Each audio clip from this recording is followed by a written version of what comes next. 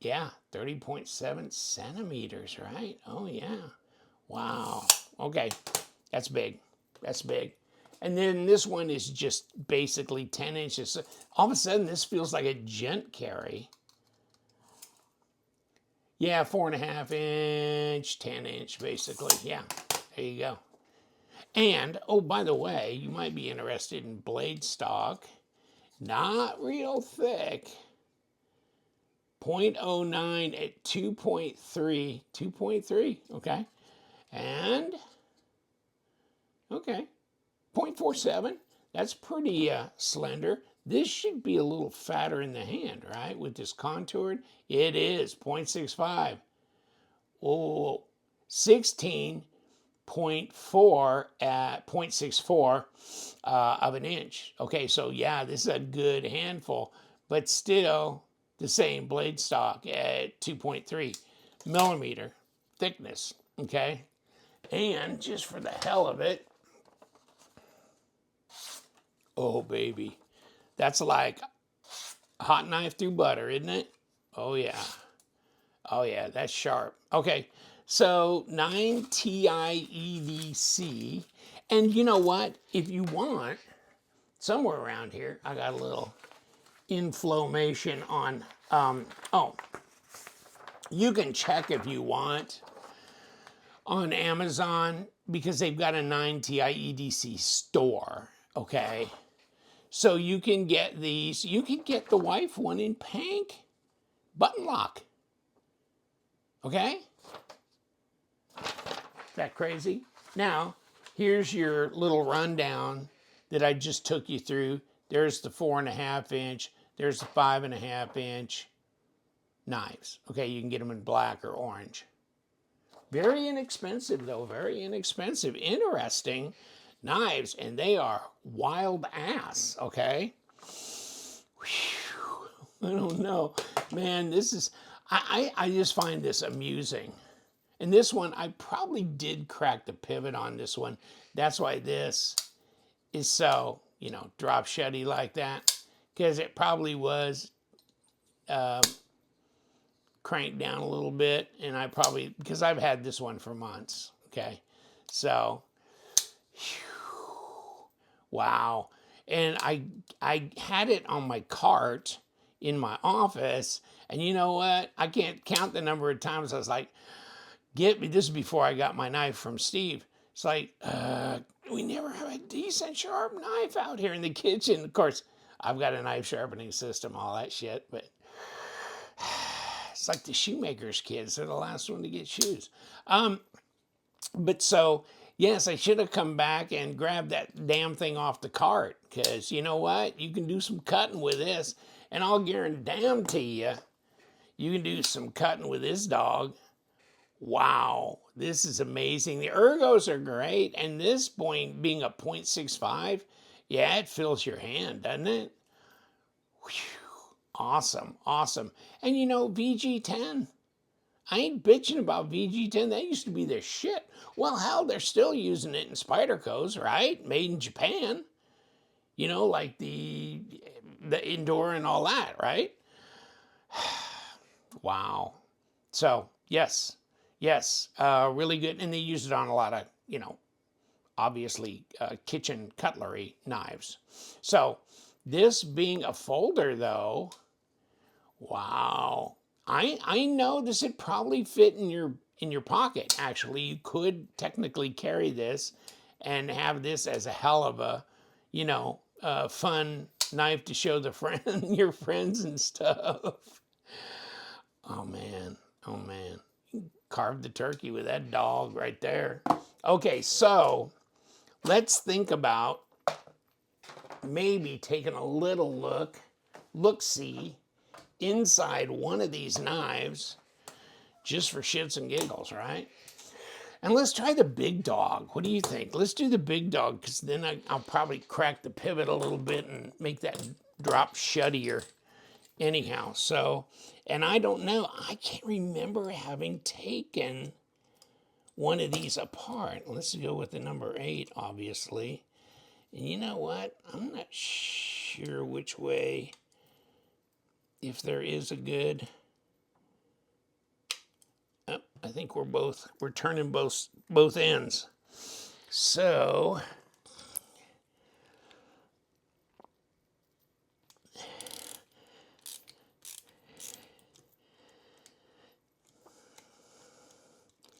let's crack this apart. You gotta add a brand new T8 bit in a bag. Throw it in my one that gives me a lot of traction. And okay, so we got 2 number 8s there to hold that dog down.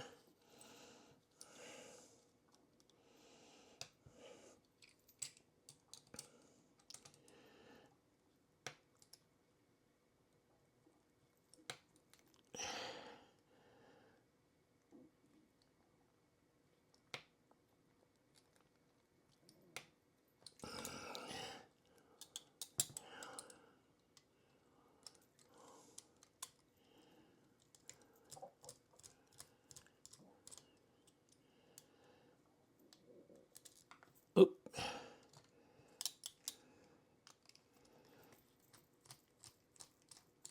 Let's get them from whichever side we need to. That's fine with me. I don't care. However they want to come out. If you loosen them all the way up and down, they'll come out. They'll finally just find their way out. Are all these the same length? It looks like it. So now we will be able to pull this apart one way or the other, won't we?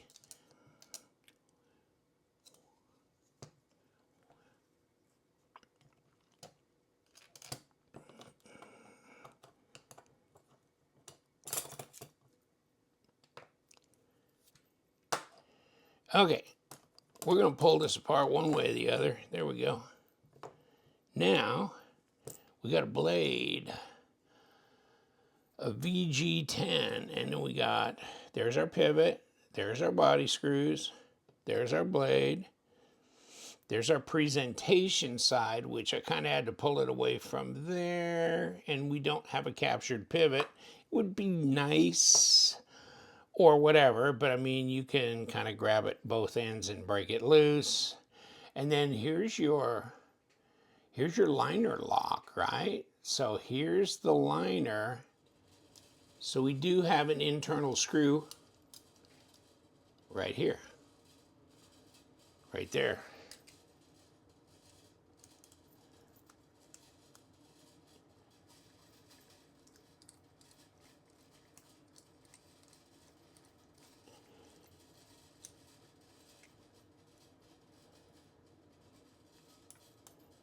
And there it is. That holds this button in place. And now these should come apart, okay? So let's get that button over here near that. And we got all our drivers, a big driver convention. Here we go. Washers, of course, not bearings. Here's our little piece there. And it is a liner lock that is inverted. We got a ceramic detent ball right there. There's our stop. Okay.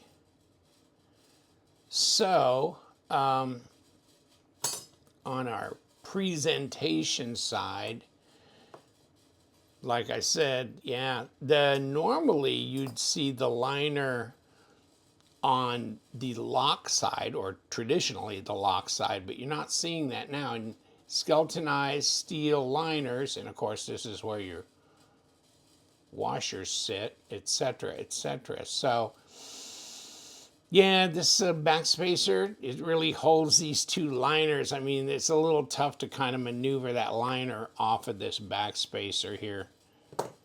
But that's a big ass blade, really is. Okay, so that's your disassembly right there. So this goes right in here. It's just a little spacer, I guess, and it rides between this and, of course, this little hole here. And then, of course, your button comes through. here and goes through the liner, or yeah, and then it's locked in place with a little screw that comes in through here and screws into the end of this, because it connects the liner with this button. So the liner actually, the spring of the liner either pushes the button back out or, you know, compresses when you push the button. So you can see how that works, just like that.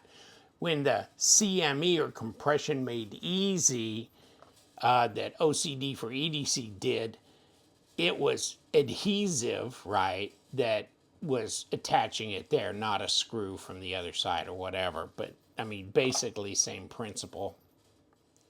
So on the reassembly, I mean, this pivot pulled out of the front. I pushed it all the way through, but you know what? I am going to reverse it because I need to stack my blade on here. And then this, I cannot put this outer scale on here until I mount this and then screw that little screw into the end of the button, where the button comes in right here. And so I'm going to have to put this button, you know, in here, okay, mount it in here, and then attach this piece right here onto that. Okay, and I can't do that if I've already got my presentation scale on the outside. So I need to build it from this side. Interesting. Okay. Okay, there's my other washer. There's my liner. And then, so I gotta lay this down. And so there's my stop. It's going to go in there. We got to line these things up to make sure. Okay, they line up as well. And then we need to put this button in, okay? But from the other side, we need to add this little piece here. And I need to get my little magnetic one to go and screw into that button, secure it there. Okay, and we're secured. Okay, so now we can build it back this way, which is kind of the reverse of how it came apart, I guess. So, okay, push it together.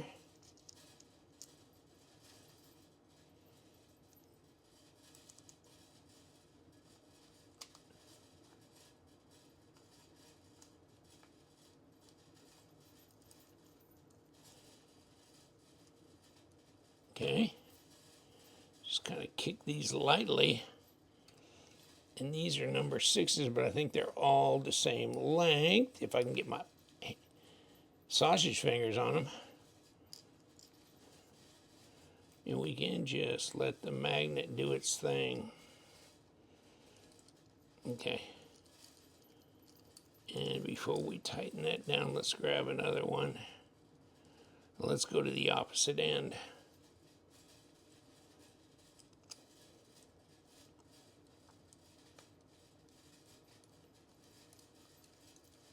Okay, bringing it all back together.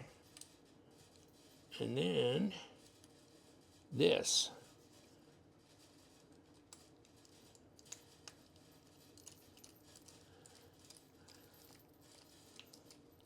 Okay.